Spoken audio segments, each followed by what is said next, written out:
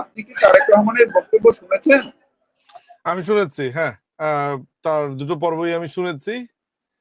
তার গভীরভাবে ভাবারও চেষ্টা করেছি কি বোঝাতে চেয়েছেন, কি বলেছেন। তো এই জায়গাটিতে আপনার শুধুমাত্র মূল প্রশ্নে পরে যাব।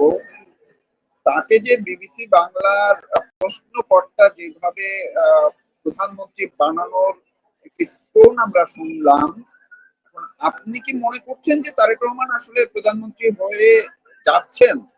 আপনি এই ক্ষেত্রে আপনি কি বলবেন?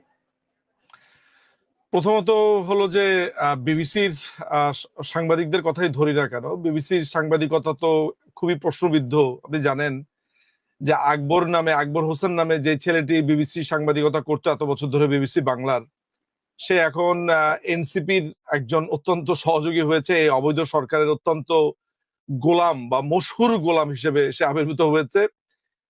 যুক্তরাজ্যে বাংলাদেশ হাই কমিশনে সে এখন প্রচার বা মিনিস্টার হিসেবে, ইনফরমেশন মিনিস্টার বা যে পদটা আছে, প্রচার বিভাগের দায়িত্ব সে পেয়েছে।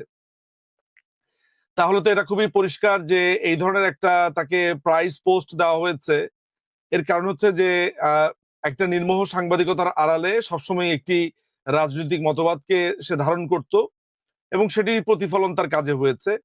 একইভাবে যেই ছেলেটি প্রশ্ন করেছে তারেক রহমানকে, তার প্রশ্ন, তার আনুগত্য, তার প্রশ্নের সময় তার একেবারে গদগদ হয়ে ঝুলে যাওয়া, এগুলো নিশ্চয়ই দেখে আমাদের বোঝার কোনো আমাদের কষ্ট হওয়ার কথা না যে এও একটি রাজনৈতিক দল বা রাজনৈতিক চিন্তাকে ধারণ করে এগিয়েছে। রাজনৈতিক চিন্তা ধারণ করা অন্যায় না, যে কোনো মানুষেরই রাজনৈতিক চিন্তা থাকবে, এটা নিয়েও সমালোচনার কিছু নাই। কিন্তু এটি যখন তার প্রফেশনাল কাজের জায়গায় চলে আসবে সেটি মুশকিল, নাম্বার ওয়ান। নাম্বার টু, যেটা মূল প্রশ্ন, সেটা হচ্ছে যে তারেক রহমানকে যে প্রশ্ন করা হয়েছে বা যে জায়গাতে করা হয়েছে, দেখেন, আমি যে আশাটা করেছিলাম, আমার এই আশাটার পেছনে একটা কারণও আছে যে একটা দীর্ঘ সময়, 17 বছর, মানে একটা লম্বা সময় একটা মানুষ দেশের বাইরে আছেন। আমার ধারণা ছিল যে তারেক রহমান ওয়েস্টমিনিস্টার পার্লামেন্ট দেখেছেন, ব্রিটেনের রাজনীতি দেখেছেন, ইউকের জনসাধারণের জীবন দেখেছেন, সামাজিকতা দেখেছেন, এখানকার শিক্ষানীতি, এখানকার স্বাস্থ্যনীতি, এখানকার জীবন যাপন, কালচার, সমস্ত কিছু 17 বছরে আত্মস্থ করা বা আত্মস্থ করেছেন। এরকম ভাবনাটাই স্বাভাবিক একটা ব্যাপার। 17 বছর ইজ এ লং টাইম, আমি মনে করি। 1 যুগ প্লাস 5 বছর, যে একটা যুগ, একটা পুরো প্রজন্ম তৈরি হয়। তিনি পুরো একটা প্রজন্ম ইউকেতে কাটিয়েছেন।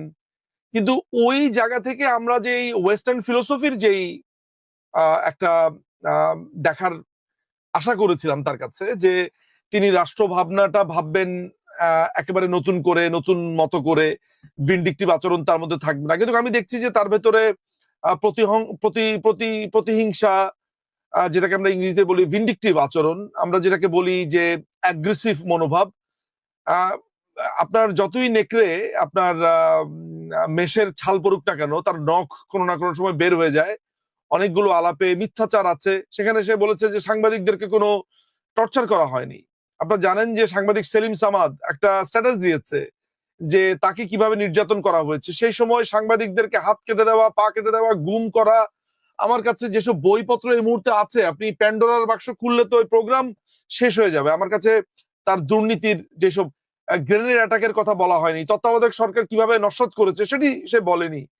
এত এত এত এত অপকর্ম করেছে। হাওয়া ভবন খুলে 10% চাঁদা, তার যে সাঙ্গপাঙ্গরা আছে, এই পুরো দেশটাকে একটা বিভৎস জাহান্নামের দিকে নিয়ে গেছে বলে সেই সময় একটা জনসাধারণের একটা বিপ্লব সংগঠিত হয়েছে। আপনি জানেন 6ই অক্টোবর 2006 সালে, খুব ভুল না করে থাকলে। ফলে তারেক রহমানের এগুলো নিয়ে কোনো ধরনের আলাপ দেখলাম না। সেগুলোর ব্যাপারে তিনি কি দুঃখিত? তিনি কি লজ্জিত? তারপরে এত বছর ধরে তিনি ইংল্যান্ডে থাকেন, তিনি আসলে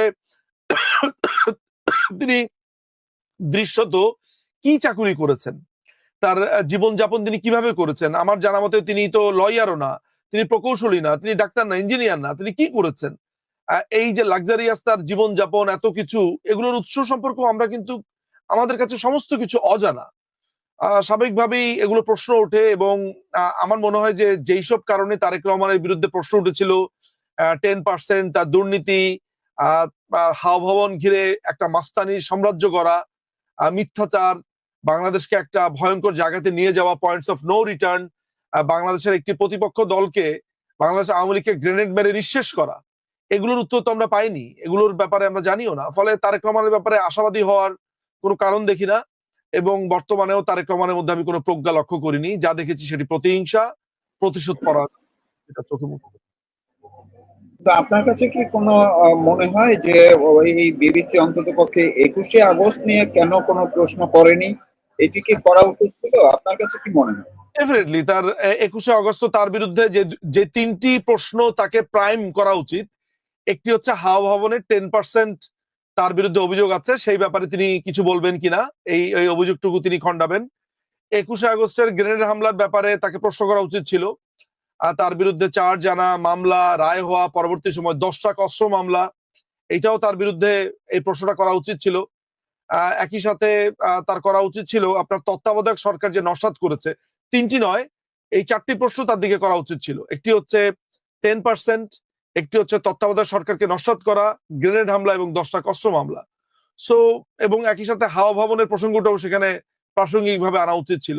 তো বিবিসির সাংবাদিকত্ব ধরেন বোঝাই যায় সে একটি, এই জন্যই বলেছি শুরুতে যে রাজনৈতিক আদর্শ থাকতেই পারে যে কোনো মানুষের, কিন্তু প্রফেশনাল ক্ষেত্রে সাংবাদিক এটা নিয়ে আসার কারণে প্রশ্নগুলো করেননি যে তার নেতা যদি বিব্রত হয়।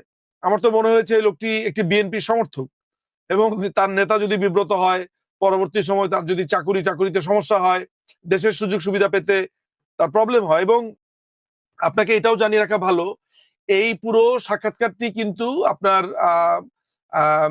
অ্যারেঞ্জ করেছে হচ্ছে শহীদুল আলম, এবং শহীদুল আলমের যে এই যে ফ্লোটিলাতে যে গিয়েছে, এই যে পুরো খরচ, এই খরচ বহন করেছে তারেক রহমানের তত্ত্বাবধানে। এটা আমাদের কাছে এই টিপসটা আছে, এই তথ্যটা আমাদের কাছে আছে।